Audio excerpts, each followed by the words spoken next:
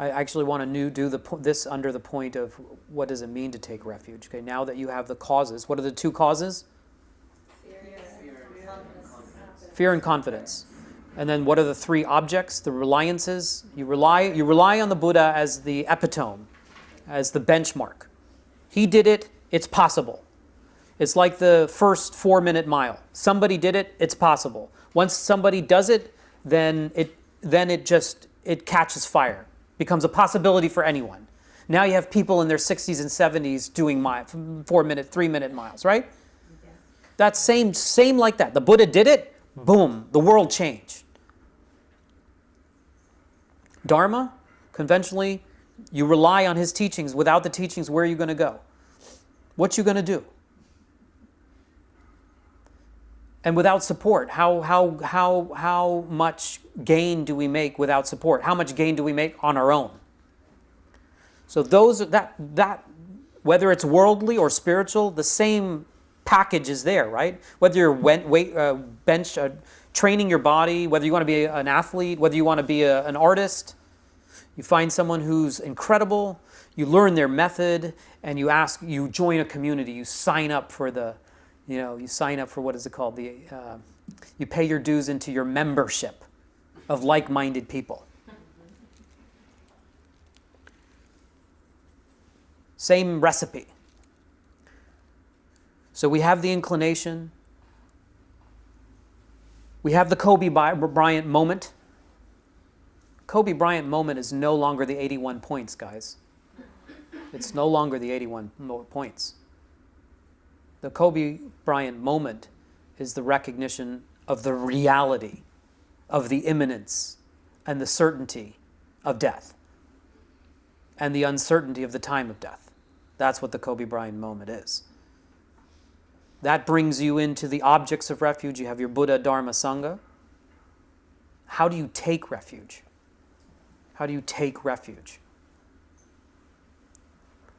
The taking of refuge we do formally together with the Vandana, the beautiful voices of Kim and Erica.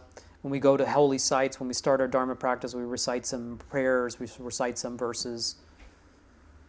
But how do we really take refuge?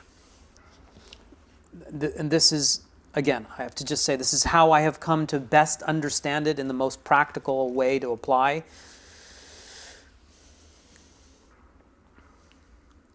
If you understand that things are truly open, if you understand that you are open, if you understand the Dharmakaya, the openness of things, that things are not fixed, things are not substantial, things are not rigid, you're not predestined, you're not pre-programmed, your nature is open, your brain is flexible, but your soul is flexible.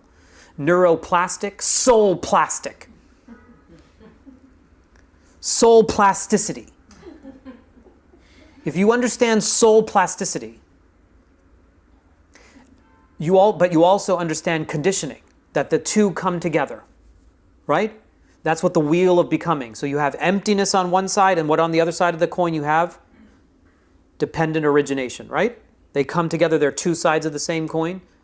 We did that in the workshop with Lama Tsongkhapa. The day that he gained enlightenment, he scripted the praise of dependent origination, his pithy poem in praise of Shakyamuni Buddha, who discovered the nature of reality and articulated how things arise based on causes and conditions, but also pointed out the very possibility that things are allowed to arise and change is predicated on their openness. Without openness, there can be no change. Because their change, it shows their openness. You follow? Things are able to arise because they're not fixed, intractable entities. There's no solid things. You analyze solid things and you find their vacuity, their essencelessness. If we truly understand that we're open systems, if we truly appreciate soul plasticity, and we understand the nuance of karma, that the things that we think and say and do are constantly habituating us to experience the world in contracted ways, if we understand that that's the real engine of humanity, that's the real cause and effect of our experience, then the taking of refuge is the actual enactment and the taking advantage of that reality.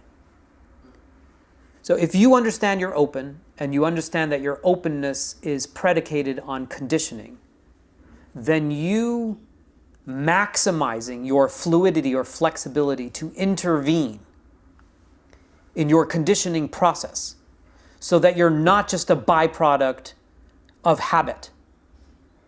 You leveraging consciousness to make better choices, to turn the wheel of your becoming in a positive, favorable spin until its full maximal conclusion at enlightenment is the very act of taking refuge. Do you follow? So you can do mumbo jumbo, namo tassa bhagavato arahato samma sambuddhassa. You can do that. But if you don't change your wheel of becoming, if you don't take advantage of your soul plasticity, you're not taking refuge. And